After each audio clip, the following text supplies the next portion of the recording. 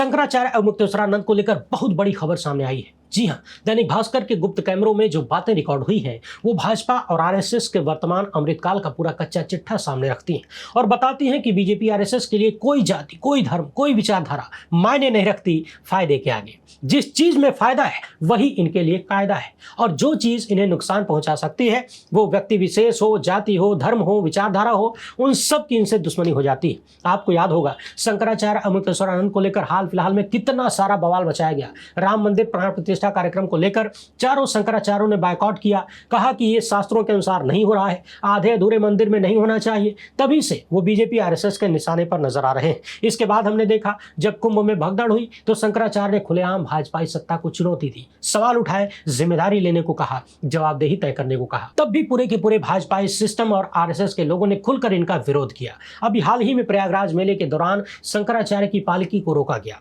इनके शिष्यों की चुटिया पकड़ के खींच खींच के पुलिस वालों ने घसीट घसीट के पीटा। शंकराचार्य धरने पर बैठे, उन्हें स्नान नहीं करने दिया गया। ये सब कुछ हमने देखा और इसी दौरान भाजपाई सिस्टम ने शुरू किया कि ये तो नकली शंकराचार्य हैं, ये शंकराचार्य ही नहीं है। तभी आशुतोष नाम के एक व्यक्ति सामने आते हैं जिनके नाम में ब्रह्मचारी लगाया गया है। ये व्यक्ति 2 लड़कों को लेकर आता है और दावा करता है कि शंकराचार्य अवमुक्तेश्वरानंद ने इनका यौन शोषण किया है। इसके बाद कैसे कैसे माहौल बनाया गया, शंकराचार्य को डराने धमकाने की कौन कौन सी कोशिशें हुई और ये सारी कोशिशें भाजपाई सिस्टम के तहत हो रही थी, ये हम सब ने देखा। मगर अब दैनिक भास्कर के गुप्त कैमरों में शंकराचार्य पर आरोप लगाने वाले लड़के और उनके परिवार के लोगों ने जो कहानी परोसा है, जो षड्यंत्र का खुलासा किया है, वो आपके पैरों तले जमीन खींच लेने वाली है। यानी आप यकीन नहीं कर पाएंगे कि जिस हिंदुत्व के नाम पर बीजेपी और आरएसएस सत्ता में आए, उन्होंने उसी हिंदू धर्म का, उसी हिंदू धर्म गुरुओं का कितना सत्यानाश किया है। एक तरफ इनके हिंदू हृदय होने की पोल राम मंदिर में हुई डकैती ने खोल दिया और दूसरी तरफ ये हिंदू गुरुओं के कैसे विरोधी हैं, किस तरह सनातन धर्म पर अतिक्रमण करना चाहते हैं, उसका नया नमूना दैनिक भास्कर ने खोल दिया है।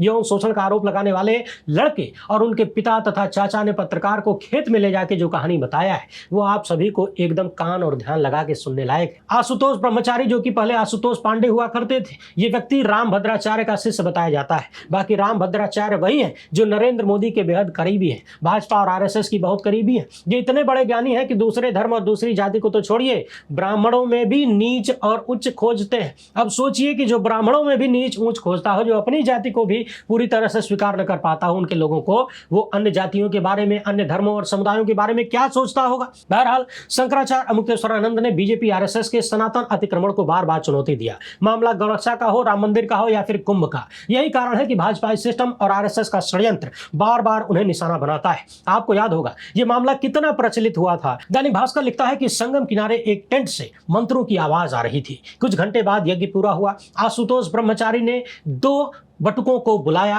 सिर पे हाथ रखा, 6-6 हजार रुपए दक्षिणा दी और दक्षिणा कार्ड बनवाने के लिए आधार कार्ड मांग लिया, साथ ही साथ कोरे कागज पे हस्ताक्षर करवा लिया। और यहीं से शुरू होता है शंकराचार्य अवमुक्तेश्वरानंद को यौन शोषण के मामले में फंसाने का खेल। वैसे आपको याद दिला दें कि आशुतोष पांडे नाम के ये व्यक्ति भाजपाई सत्ता सिस्टम और भाजपाई पुलिस के कुछ अधिकारियों के बेहद करीबी बताए जाते हैं। दैनिक भास्कर ने लिखा कि आशुतोष ने जिन कोरे कागजों पर बटुकों से साइन करवाया था, उस कागज पर आशुतोष ने यौन प्रताड़ना की झूठी स्क्रिप्ट लिख दी और इस षड्यंत्र को अंजाम देने के लिए, यानी शंकराचार्य को फंसाने के लिए, बदनाम करके जेल भेजने के लिए आशुतोष नाम के व्यक्ति ने साम दाम दंड भेद का सहारा लिया। इस पूरे मामले को खोलने के लिए दैनिक भास्कर ने 4 महीने इन्वेस्टिगेशन किया, खुफिया कैमरे लगाए। यानी पहली बार बटुक, उसके पिता और चाचा ने आशुतोष के षड्यंत्र की पूरी कहानी सामने रखा। आप लोग भी पूरे मामले को एकदम ध्यान से सुनते जाइए। मामला 1 साल पहले का है। दोनों बटुक पिछले साल यूपी के 2 अलग अलग शहरों में हुए यज्ञ में शामिल हुए थे। उन्हें यहाँ पर 60-60 हजार रुपए दक्षिणा मिली थी। ये दोनों आशुतोष महाराज के संपर्क में आए। आशुतोष ने इन्हें शंकराचार्य यौन शोषण केस में 4 वजहों से फरियादी बनाया। पहले तो ये कि ये लोग, यानी दोनों बटुक, गांव के सामान्य परिवार के रहने वाले थे। आर्थिक स्थिति कमजोर थी, आमदनी का कोई अस्थायी जरिया नहीं था। उनके भीतर धर्म में आस्था थी, धर्म के नाम पर इनसे कुछ भी करवाया जा सकता था। लखनऊ के आसपास एक गांव में दैनिक भास्कर के रिपोर्टर पहुंचे और बटुक से पूछते हैं कि क्या आप शंकराचार्य अवमुक्तेश्वरानंद को जानते हैं? तो बटुक ने सीधे सीधे मना कर दिया, कहा कि नहीं, हम बिल्कुल नहीं जानते शंकराचार्य संतोषानंद को कभी मिले तक नहीं है। हम उनके आश्रम में कभी पढ़ने के लिए भी नहीं गए। यानी वही बात जो शंकराचार्य और उनके लोग पहले दिन से कह रहे हैं कि इस तरह के बटुक कभी हमारे यहाँ आए ही नहीं। रिपोर्टर ने पूछा कि आपको पता है क्या मामला हुआ था? बटुक ने कहा कि नहीं, हमको नहीं मालूम, बाद में पता चला। रिपोर्टर पूछते हैं कि क्या पता चला बाद में? बटुक कहता है कि यही कि आशुतोष ने हमसे झूठा आरोप लगवा दिया है। रिपोर्टर पूछते हैं कि कौन सा आरोप? तो बटुक कहता है कि वही कुकर्म वाला। रिपोर्टर ने पूछा कि आपके साथ ऐसा कुछ हुआ था? तो बटुक कहता है कि नहीं, बिल्कुल नहीं। रिपोर्टर ने पूछा कि कभी नहीं हुआ? तो बटुक कहता है कि नहीं, कभी नहीं हुआ, हमारे साथ कुछ भी गलत नहीं हुआ, कोई यौन शोषण नहीं हुआ।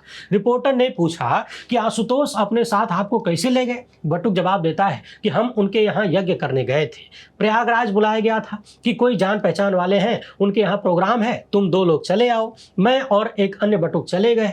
वहां आशुतोष ने हमसे कहा कि आपको कृष्ण जी की गवाही देनी है। पत्रकार बटुकों से बात कर ही रहे थे कि तभी बटुक के चाचा आ गए और पत्रकार तथा बटुक को गांव से बाहर खेत की तरफ ले गए ताकि गांव में कोई देख न ले बातचीत करते हुए।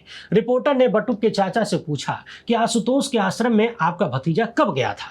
तो चाचा ने कहा कि माघ मेले में गया था, जनवरी महीने में। रिपोर्टर ने पूछा कि कैसे गया, कौन ले गया? तो बटुक के चाचा कहते हैं कि वो बड़ा वाला है, अभी मिलवा देंगे, वो लेकर गया था। पिछली बार जब ये लोग गए थे तो 60,000 रुपया कमा के लाए थे। उसने फोन किया कि हमारे साथ चलो, अच्छा खासा पैसा दिलवा देंगे। बच्चे लालच में आ गए। आगे बटुक के चाचा कहते हैं कि फिर उन्होंने पता नहीं क्या कैसे किसको फंसा दिया। बोला कि लड्डू गोपाल का केस है, आशुतोष बड़े लड्डू गोपाल लेकर घर आए थे, कहने लगे कि इनका केस चल रहा है, इसमें तुम्हें चलकर गवाही देनी है। सोचिए, आशुतोष नाम का व्यक्ति कितना बड़ा कथित षड्यंत्रकारी है।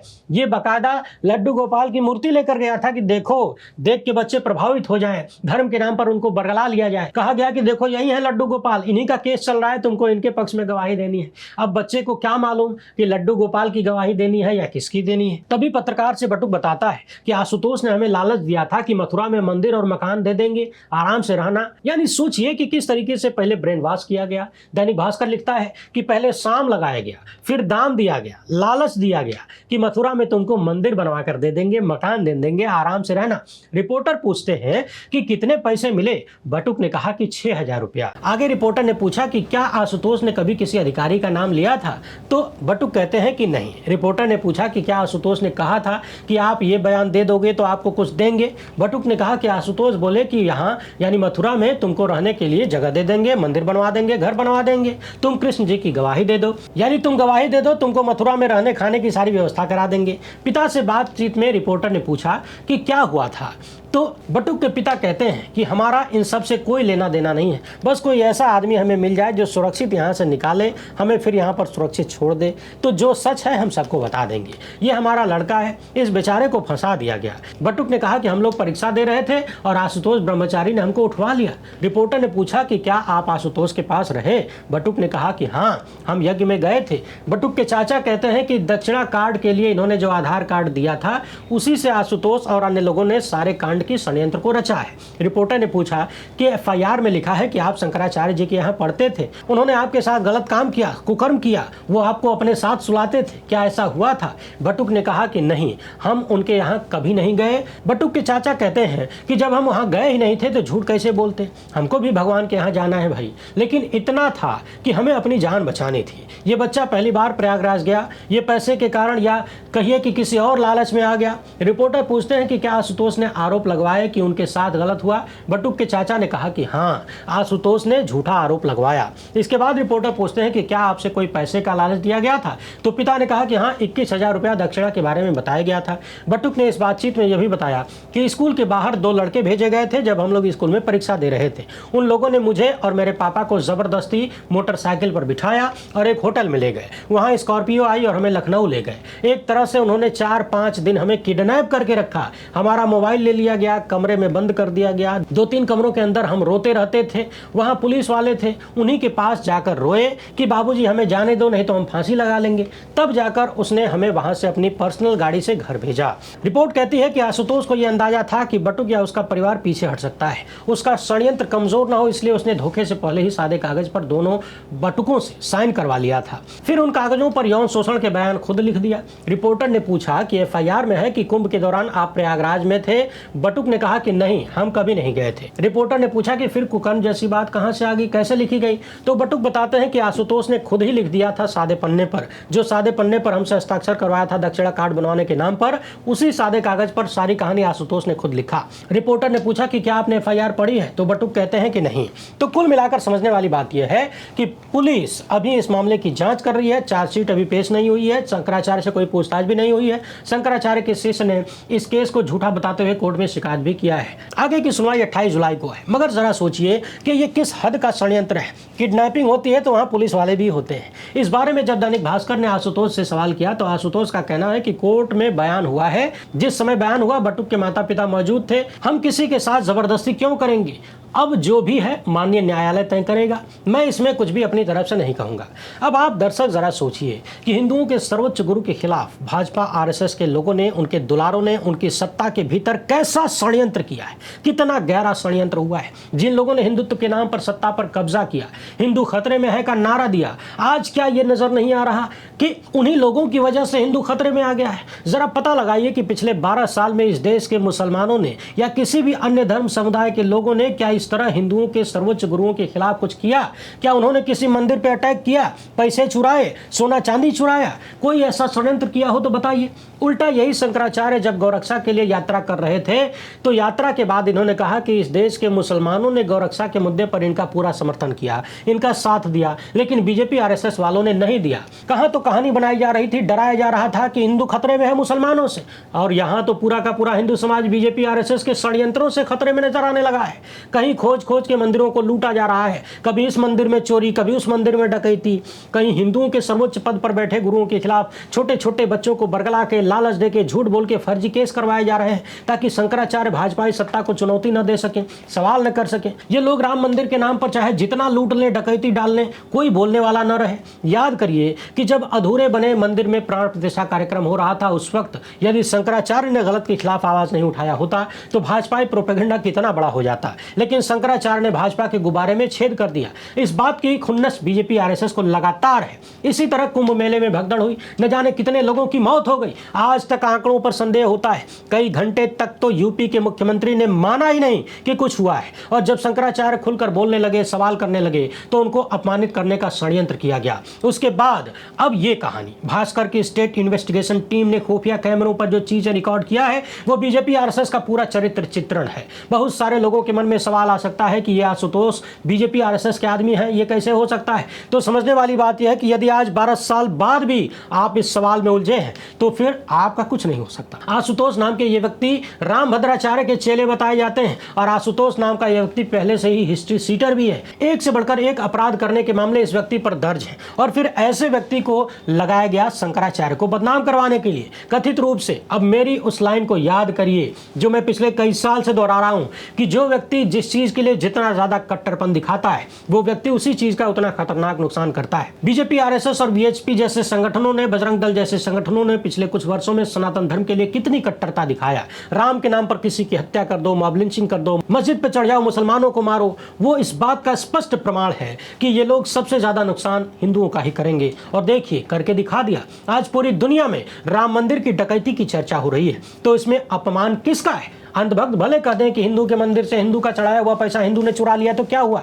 ये उनका लथेरपन है। मगर जरा सोचिए कि बीजेपी आरएसएस की सत्ता ने हिंदू धर्म को पूरी दुनिया में किस कदर अपमानित कर दिया है, कितना बदनाम कर दिया है। जो लोग अपने ही सर्वोच्च गुरु को ऐसे षड्यंत्रों में फंसा सकते हैं सिर्फ इसलिए क्योंकि वो सच बोलते हैं, डरते नहीं, चापलूसी नहीं करते, सत्ताधारी बाबा नहीं है, भाजपा को वोट देने की अपील नहीं करते, तो उनको अपमानित किया जाता है और उनके खिलाफ ऐसे षड्यंत्र हो रहे हैं। बाकी राम मंदिर ट्रस्ट में जिन्हें कोषाध्यक्ष बनाया गया था, उन्होंने जिस तरीके से कह दिया कि मैं तो नाम का कोषाध्यक्ष था, मेरे हाथ में कुछ नहीं था, उसे लेकर शंकराचार्य अमुक्तेश्वरानंद क्या कह रहे हैं, किन लोगों को जिम्मेदार ठहरा रहे हैं, जरा सुन लीजिए। राम जन्मभूमि तीर्थ क्षेत्र ट्रस्ट जो अयोध्या में मुख्य हमारे प्रधानमंत्री जी के द्वारा निर्मित किया गया ट्रस्ट है, उसके जो कोषाध्यक्ष हैं स्वामी गोविंद गिरी जी, उनका वक्तव्य हमें भारत समाचार के माध्यम से दिखाया गया है।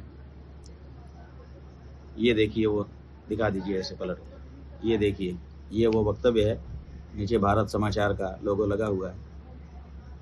इसमें वो कह रहे हैं कि राम धन लूट पर ट्रस्ट कोषाध्यक्ष का बड़ा खुलासा। वो कह रहे हैं कि मैं ट्रस्ट का कोषाध्यक्ष जरूर था, लेकिन कोष की कोई जानकारी मुझे नहीं थी। बैंक में मेरे हस्ताक्षर नहीं थे। चेकबुक पर सिग्नेचर के लिए मैं अधिकृत नहीं था। पिछले महीने पहली बार मुझे अकाउंट के बारे में बताया गया। चढ़ावा चोरी महापाप है, दोषियों को कड़ी सजा मिले। मैं तो पुणे में रहता हूँ, मुझे ज़्यादा पता नहीं। स्वामी गोविंद गिरी, कोषाध्यक्ष, राम मंदिर ट्रस्ट।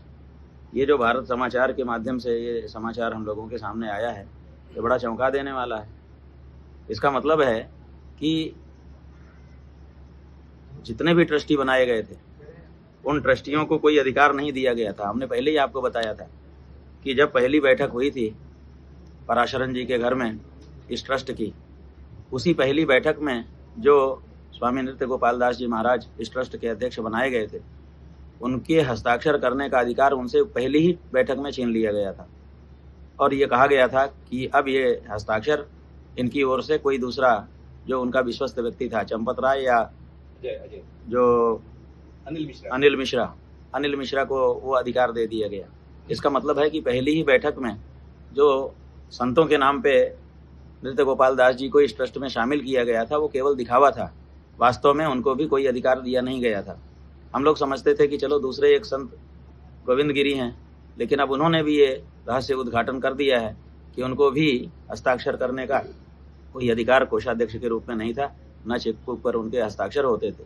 तो आप बताइए, अध्यक्ष ट्रस्ट का और कोषाध्यक्ष ट्रस्ट का, ये दोनों के अधिकार जब आपके खास लोगों को ही दे दिए गए थे, इसका मतलब था कि जो साधु संत उसमें डाले भी गए थे वो भी केवल दिखावा थे।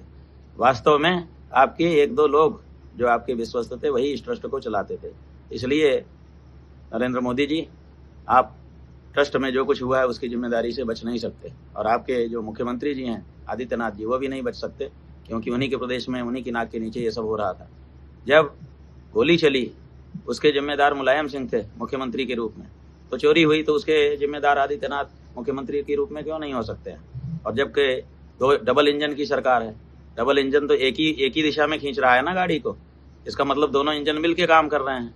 तो दोनों इंजन मिल करके काम कर रहे थे, तो केंद्र का इंजन नरेंद्र मोदी जी के द्वारा खींचा जा रहा था और प्रदेश का इंजन आदित्यनाथ जी के द्वारा खींचा जा रहा था, और दोनों इंजन मिल करके एक ही काम कर रहे थे। डबल इंजन की सरकार है, तो इसलिए जो जिम्मेदारी यहाँ पर चोरी की, चकारी की बनती है, वो नरेंद्र मोदी जी और आदित्यनाथ जी की बनती है। क्योंकि ये बड़ा रहस्य उद्घाटन है गोविंद देव गिरी जी के द्वारा कि कोषाध्यक्ष जरूर था, लेकिन मुझे अकाउंट की जानकारी ही नहीं थी। पिछले महीने पहली बार मुझे अकाउंट की जानकारी दी गई है, ऐसा वो कह रहे हैं।